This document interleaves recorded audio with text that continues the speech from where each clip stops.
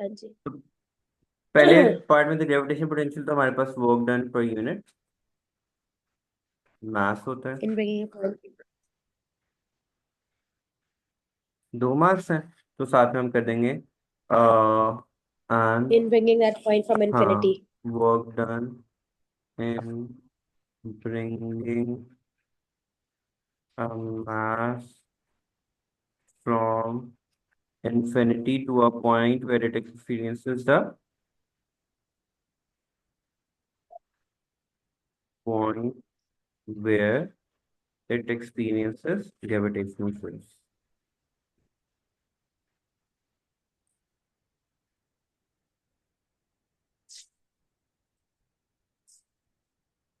Next में उन्होंने हमें बोला हुआ है कि experiment the gravitational potential at X is negative. X हमारे पास ये है, ऑर्बिट एक्स ये, satellite X mass M and orbit of X satellite mass M two. इसमें आपको याद होगा हम लोगों ने एक फॉर्मूला किया था जब हम सेंट्रीपिटल फोर्स करे थे, F is equal to M V square over R and F is equal to R omega square, M R omega square, याद है?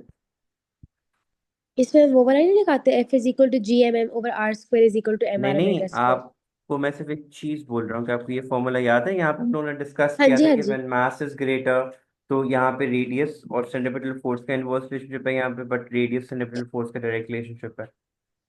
हाँ जी हाँ जी।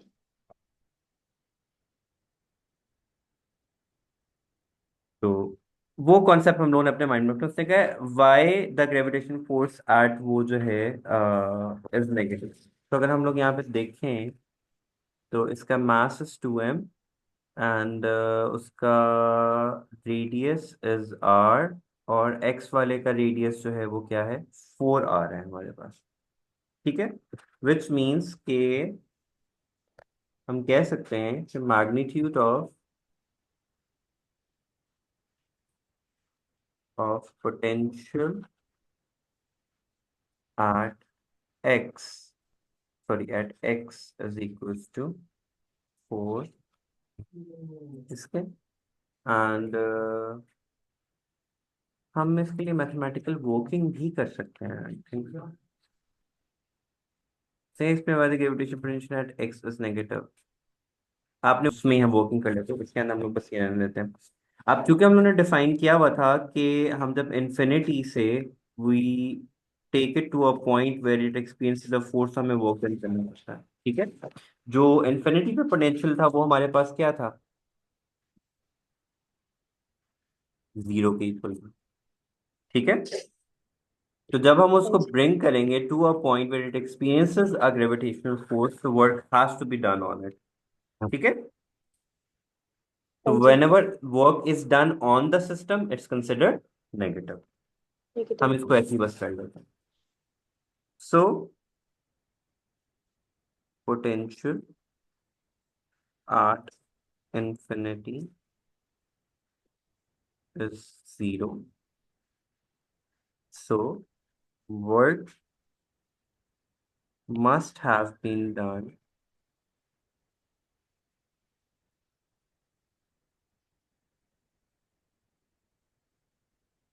on the two masses and moving them upward। और force जो है between gravity हमेशा क्या होती है, attract. Force is always attractive। Next part में से क्या, स्टेट द ग्रेविटेशन, उसकी हम लोगों को इक्वेशन जो है वो लिख के देनी है। तो उसमें हम लोग क्या वैल्यू यूज करेंगे कि हम लोगों ने पहले ही डिस्कस कर लिया हुआ है कि जो पोटेंशियल एट एक्स है वो इसके इक्वल है। तो potential of X is equal to minus G M over 4r। तो ये हमारे पास उसका आ गया। अगर हम इसका फॉर्मूला लिखें तो ये किसके इक्वल आ जाएगा, minus 5 is equal to minus G M over 4r।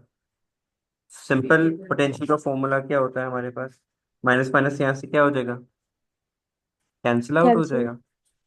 और जो पोटेंशियल यहाँ से 4r फोर इंटू पोटेंशियल किसके इक्वल आ जाएगा, G M over M R. Over R. ठीक है, तो ये किसका पोटेंशियल हो गया, वाई का। हमें किसका ये शुरू निकालना था, वाले क्वेश्चन हमेशा इतनी वर्किंग होती है और इसमें से इतने कम नंबर होते हैं, एंड वालों में थोड़ी सी वर्किंग होती है दो और ज्यादा मार्क्स नंबर दो होते मार्क्स दो मार्क्स दो मार्क्स। अच्छा, इससे पहले हम ये तो कर रहे थे, फॉर पी के लिए हम लोग कर रहे थे ना। अगर हम वाई के लिए देखें तो वाई के लिए सिंपली क्या आना है हमारे पास, वाई के लिए हमारे पास सिंपली आर है। ठीक है, तो Y is equal to minus G M over R. Agreed. अब हैं। हाँ हमने जी। यहाँ पे जो अरेंजमेंट किया है, यहाँ से अगर हम जो मैंने ये लिखा, फोर को उस तरफ ले गया, जी एम ओवर आर को अकेला यहाँ पे रहने दिया, ये किसकी इक्वल आ रहा है, पोटेंशियल ऑफ वाई के। ठीक है, दोबारा सुन लो, ये पोटेंशियल ऑफ पी निकला था, एक्स यानी एक्स का निकला था, ये पोटेंशियल ऑफ वाई था। एग्रीड। हाँ जी। हाँ जी। हाँ जी। ठीक है, और हम ऊपर बात कर चुके हैं कि वो उसके नेगेटिव की इक्वल है। अब अगर मैं इसमें से फोर को उस तरफ ले जाऊं और जे एम ओवर आर को सिर्फ यहाँ रहने दूं, तो ये किसके इक्वल होता है, पोटेंशियल ऑफ वाई की इक्वल होता है विद नेगेटिव साइन। तो यहाँ पे minus four of potential is equal to potential of Y. ठीक है, तो यहाँ पे क्या आ जाएगा, -4। दोबारा सुन लो, क्विकली बता रहा हूँ। हम लोगों ने डिस्कस किया कि जो पोटेंशियल ऑफ एक्स है वो किसकी इक्वल है, इसके, चलो ये नहीं भी लिखते, छोड़ दो। लेकिन हमने चूंकि डिस्कस किया है, उसने क्या state experiment in terms of potential for the given potential at Y due to planet. ठीक है, तो ड्यू टू प्लैनेट पी के रिस्पेक्ट से हम लोगों ने निकालना था। ठीक है, तो ये G M over four R उसका निकला है हमारे पास एक्स के हिसाब से। This was equal to negative of the potential, negative negative sign cancel out हो गया, तो पोटेंशियल किसकी इक्वल आ गया, simply G M over four R के। ये फोर में वहां ले गया और मैंने लिख दिया four of potential is equal to G M over R only. तो मैंने कहा जो पोटेंशियल ऑफ वाई है वो जी एम ओवर आर की इक्वल है। ठीक है, हाँ जी। इसकी जगह पे हाँ मैंने जी। क्या पुट कर लिया, minus negative minus Y, negative. Minus उधर ले गया मैं, तो वो उसकी इक्वल आ गया। सही। ठीक है, अभी ये सिर्फ अब दो जो नंबर का था। अभी तो आगे पूरा एक टेबल आना, जहाँ we have to do all that of the work. ठीक है, हाँ जी। I was talking about this table. I remember we might have done it somewhere, but मुझे भी देखा देखा लग रहा है। मुझे भी लग रहा है कि जैसे हम लोगों ने पहले किया हुआ है। अगर किया हुआ है, चलो लेकिन बताओ पहले वाले में कैसे आंसर निकालेंगे। नहीं किया हुआ, नहीं किया हुआ। वाह, फॉरेन पार्टी को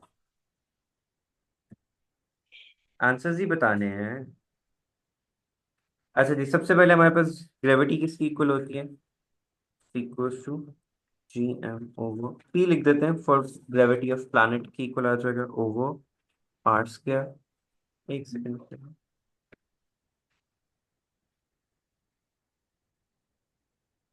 अच्छा जी, यहाँ पे अगर हम लोग आर की वैल्यूज पुट करें, तो जी ऑफ हमने निकाली gravitational field strength at satellite due to planet X and due to sorry due to planet satellite X and satellite Y की वजह से। ठीक है, तो अगर हम एक्स की वजह से चेक करें, तो यहाँ पे क्या आ जाएगा, G M P over four R square. ठीक है, ये किसके इक्वल आ जाएगा, 1/16 G M over R square. Okay, हाँ जी। Do we agree. हाँ जी। वेर एज हम लोगों ने प्रीवियसली किया था कि माइनस जो four of this is equal to G M G over M R के ओवर इक्वल है। Minus G M over R नहीं था। नहीं, वो वाई का था ना, हमने अच्छा वाई हाँ, के वो आएगा। रिस्पेक्ट में करना था ना, वो तो सिंपल उसका अपना, तो जी एम ओवर आर की फोर आर की इक्वल निकला था। ओके, अब हम इसको रिप्लेस कर देते हैं यहाँ पे, तो यहाँ पे क्या आ जाएगा, it would be rewritten as g of x is equals to 1/16। एक r मुझे यहाँ पे ले जाना पड़ेगा, और यहाँ पे सिंपली क्या रह जाएगा, जी एम ओवर आर, जिसकी जगह पे मैं क्या लिख दूंगा, four of this, four four से कैंसिल आउट हो जाएगा, और जी एक्स किसकी इक्वल आ जाएगा, 5/4 आर। ठीक है, अब मैंने एक ही स्टेप में सारा काम कर दिया, मैंने इसको सेपरेट आउट भी कर दिया, ये वाले आर को इसके साथ ले गया और 1/16 आर को साइड पे कर दिया और GM/R की जगह पे 4 वो 5 लिख दिया। मैंने एक ही स्टेप में सारा काम कर दिया। सही। नहीं समझ में आया? आगे आगे। आ गई। ठीक है, अब GX की वैल्यू हमारे पास क्या आ गई है? GX इज इक्वल टू 4 और दिस, बल्कि 4 दिस नहीं, वो तो 4 से कैंसिल वैसे आउट हो इसको गया। कहते हैं कि साइन को पोटेंशियल क्या ही कहते हैं 5 ना। 5 5 हाय हाँ। पोटेंशियल, और वैसे इसको सिंबॉलिकली 5 कहते हैं। तो सही। हमारे पास आंसर क्या आया था? 5/4 आर। और अब आर। हमें y के लिए निकालना है, तो y का तो सिंपली हमारे पास सिंपली r ही था ना। हाँ जी। रहना तो ये सब कुछ ही है ना, मेन वाला यही रहना है। बस यहाँ पे 4r की जगह पे हमारे पास सिंपली r था। सही। ये देखो ना, यहाँ पे 4r था ना x के लिए, लेकिन y के लिए क्या है? r ही है। आर। तो GY is equal to GM G over M over r ही आर। रहेगा। ठीक है, हाँ जी तो हाँ। Should be equals to GM/R into 1/R। ठीक है, y के लिए हमने क्या निकाला था? -4। -4। तो हमारे पास यहाँ पे क्या आ जाएगा?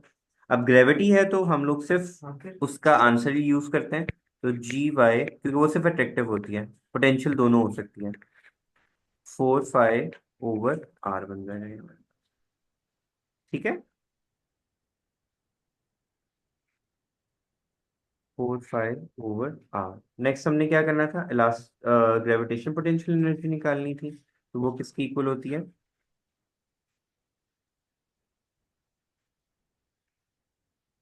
-5 इंटू m। तो फॉर EX हमारे पास क्या होगा? EPX is equal to -5 of x -5 over into m। इसका मास x का m ही था या 2m था? एक्स का 2m था। x नहीं, x का जस्ट m ही नहीं था। वाई का 2m है। y का 2m, x का जस्ट m ही है। ठीक है, EPX जो है -5 ऑफ m की इक्वल हो जाएगा। अब हमें क्या निकालना है? अब y के लिए करना है। तो इसमें हमारे पास क्या आएगा? इसमें do we need to further put anything? उसने ग्रेविटेशन पोटेंशियल निकालने को बोला हुआ है। लेट मी सी।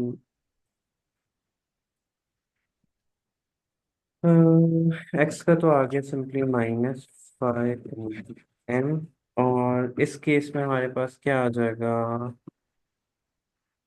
उसका मास 2m है ना हमारे पास। जो वाई सेटेलाइट थी उसका मास क्या था? 2m।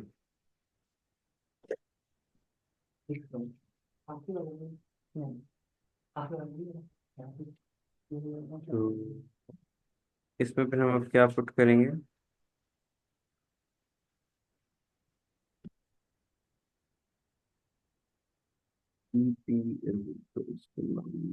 फाइव इंटू 2m का फैक्टर आ जाएगा यहाँ पे। 5 की वैल्यू आई गेस 2, इसकी 4/5 थी। ठीक है, तो 4 इंटू 2 क्या हो जाएगा? m हो जाएगा, 8m हो m। जाएगा। तो यहाँ पे आ जाएगा -8/m। डायरेक्ट पुट कर रहा हूँ, ठीक है, सही। क्योंकि वो 5 जो था उसका वो -4/5 की इक्वल था ना। तो m 4 इंटू 2 8 ही होता है ना, if I am not wrong. Point हाँ जी 80 होता है। तो इसका -8m5 आ जाएगा। m कैपिटल पुट कर देते हैं। नेक्स्ट उससे हमें बोला हुआ है व्हाट स्टेट एब्सोल्यूट जीरो की वैल्यू केल्विन स्केल में क्या होती है? जीरो केल्विन की इक्वल होती है। Experimental temperature measured during laboratory does not give a measurement of the thermodynamic temperature. को इतना लो टेम्परेचर मेजर नहीं करता। ऑल्सो मेजरमेंट्स जो हैं depends on the properties of liquid and this liquid cannot achieve this temperature.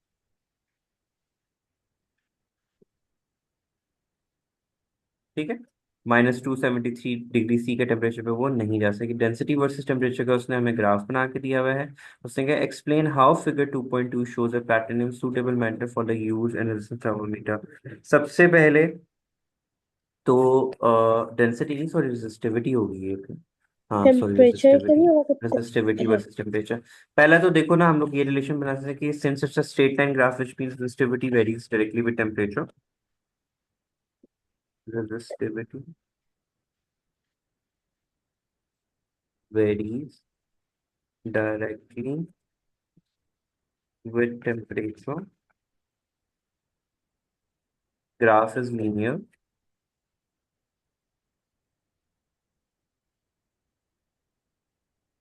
And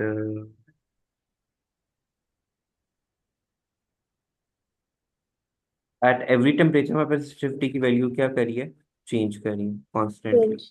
यहाँ पे एक होगी, यहाँ पे एक रेजिस्टिविटी की वैल्यू होगी। तो resistivity, value of resistivity is different at different temperature.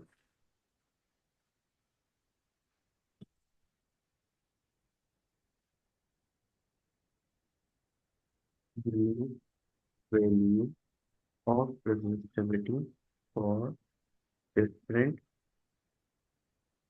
temperature. फिर है suggest a reason why platinum resistance thermometer is not suitable for measuring a rapidly. वो रॉबस्ट नहीं होता, वो इमीडिएट टेम्परेचर चेंजेस को नहीं मेजर करके देगा, इस वजह से हो जाएगा। फर्स्ट ऑफ ऑल के it has high specific heat capacity, so it would be difficult to measure immediate temperature changes। क्योंकि जिनकी हाई स्पेसिफिक हीट कैपेसिटी होती है वो it takes longer for them to heat up and cool down हमारे पास। ठीक है। हाँ जी।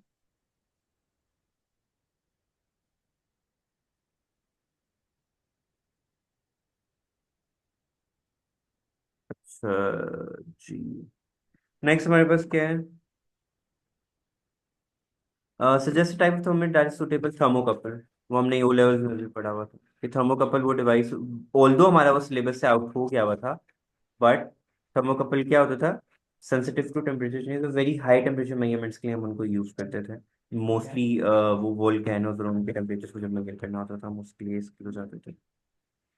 फिर a negative temperature coefficient thermistor may be used as a type of resistor. State one way which, अब negative temperature coefficient का graph कैसे बनता था थर्मिस्टर का, याद है ना, ऐसे बनता था हमारे पास। ठीक है, तो उसके हाँ अंदर जी। क्या होगा, variation would be, variation is inverse. एक इनवर्सली ही मार्क्स का ना प्रोपोर्शनल। काफी। और हमें थर्मिस्टर से ये भी पता है कि वो नॉन लीनियर भी होता है, इस वजह से वो सूटेबल नहीं होगा to be use for measuring smaller temperature change. Ideal gas क्या होती है हमारे पास, which follows PV, PV is equal to nRT। जो हाँ, जो इस लॉ को फॉलो करती है। फिर उसने बोला use one of the basic assumption of kinetic theory to explain what can be deduced about the potential energy associated with the random motion of the molecule in an ideal gas. हमने theory में O level में पढ़ा हुआ था, there is no intermolecular Forces between the molecules। forces between the molecules and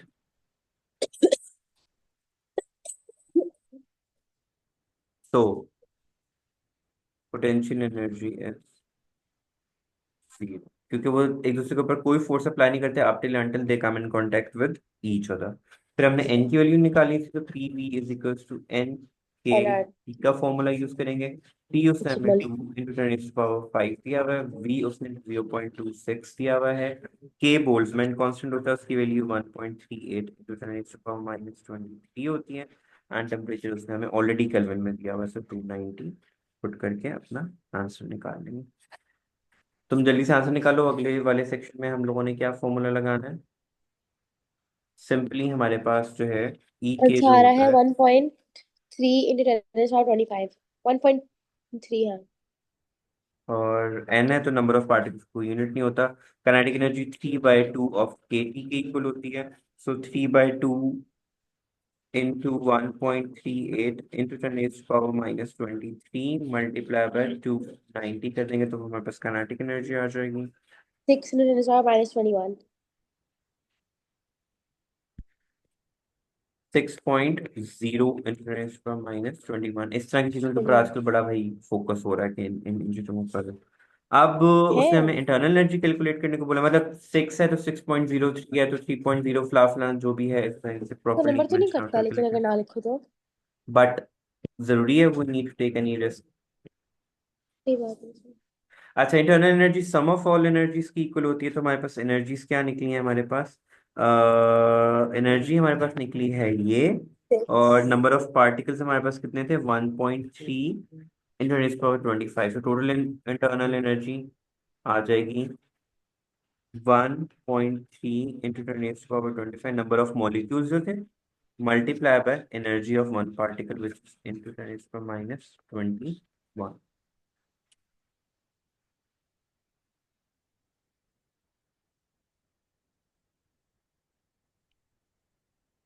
इसका answer आ रहा है यहाँ पे आप 7800। 7800 तो 7.8 इंटू 10⁻4 जॉउल। और अब चूंकि हमने बात की थी ना potential three energy seven is point zero, eight into 10 to the power 3 होगा। ये -21 और ये 25 था, सॉरी किधर 25 में 25? गलती, 24, तो 7.8 इंटू 10⁻4 ही बनेगा। पोटेंशियल एनर्जी जीरो था। काइनेटिक एनर्जी हमारे पास ये निकला है। Internal energy, let's not forget कि kinetic energy and potential energy के सम के इक्वल होता है इंटरनल सिस्टम का एनर्जी का वॉल्यूम। फॉर्मूला यही होता था ना, कि molecules sum of into. Sum of sum of all form नहीं, एक और भी था जो मैं लास्ट टाइम उस पर कंफ्यूज हो रही थी, तो आपने मुझे बताया था। एनी हाउ उसने कहा है the volume of the gas is now varied keeping it's pressure constant. तो इंटरनल एनर्जी और वॉल्यूम का डायरेक्ट रिलेशनशिप होगा, तो हम स्ट्रेट लाइन बना देंगे क्योंकि इंटरनल एनर्जी, उसने कहा इंटरनल एनर्जी और वॉल्यूम का क्या है, प्रेशर अगर हमारे पास कांस्टेंट है वॉल्यूम एक्सपेंड नहीं होगा, और all of the energy will be utilize, volume के अगेंस्ट जो है वो यूटिलाइज हो जाएगी। फिर उसने कहा what is meant by resonance. Resonance किसको डिफाइन करते थे? Maximum amplitude when applied force become equal to the natural frequency of the applied driving force becomes equals to the natural frequency of the oscillator.